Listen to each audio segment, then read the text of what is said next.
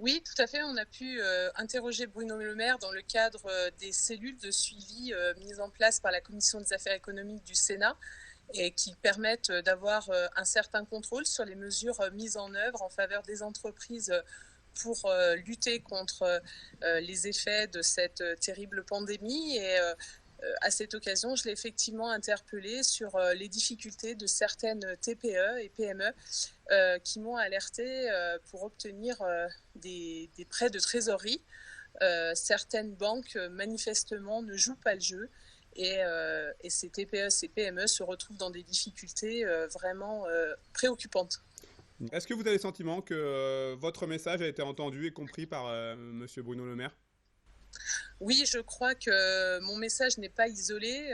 D'autres lui ont fait également remonter ce genre d'informations.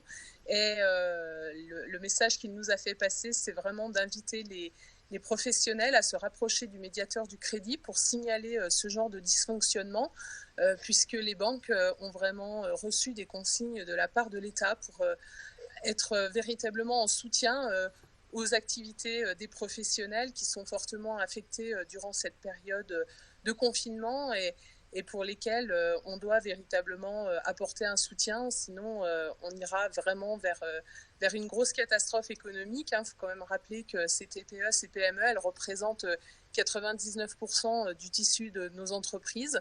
Elles emploient énormément de salariés, 14 millions, donc il faut véritablement les protéger dans cette période difficile, leur accorder des prêts de trésorerie. Même si aujourd'hui le chômage partiel est mis en place, ces entreprises ont dû avancer les salaires de leurs employés pour le mois de mars.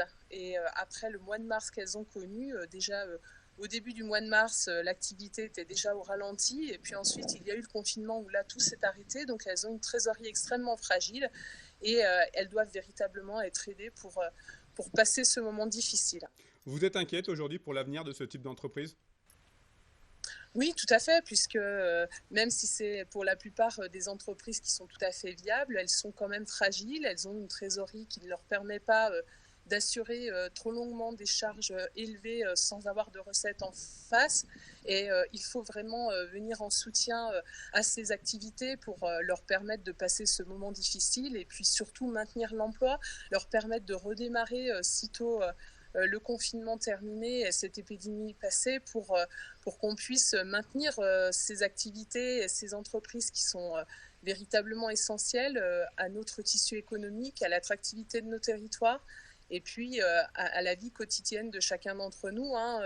On n'a pas envie de voir disparaître nos boulangers, nos coiffeurs, nos bouchers, etc.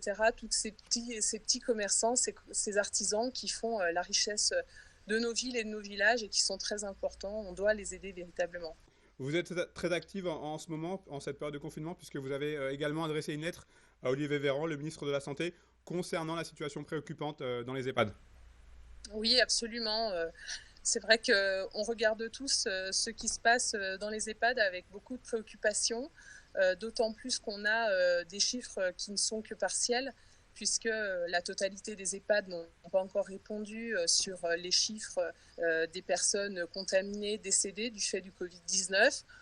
On voit qu'il y a également un problème, mais qui n'est pas nouveau, de personnel qui n'est pas en nombre suffisant, peut-être pas assez formé, pas assez qualifié pour accueillir convenablement et soigner ces personnes âgées. Donc vraiment, la situation dans les EHPAD est préoccupante et j'ai plaidé pour ma part à ce qu'on puisse, au-delà de cette crise, véritablement mettre en place un plan de soutien très actif en faveur des EHPAD qui en ont véritablement besoin. Vous avez également plaidé pour un accès, en tout cas une mise en place de tests de dépistage dans ces EHPAD. Oui, oui, tout à fait, puisqu'aujourd'hui, on a également un flou qui persiste sur les dépistages qui sont réalisés au sein de ces EHPAD et du coup, on n'a pas une vision, à mon avis, très exacte du nombre de cas réels. Et puis, en plus, on expose aussi les personnels des EHPAD à de véritables difficultés puisque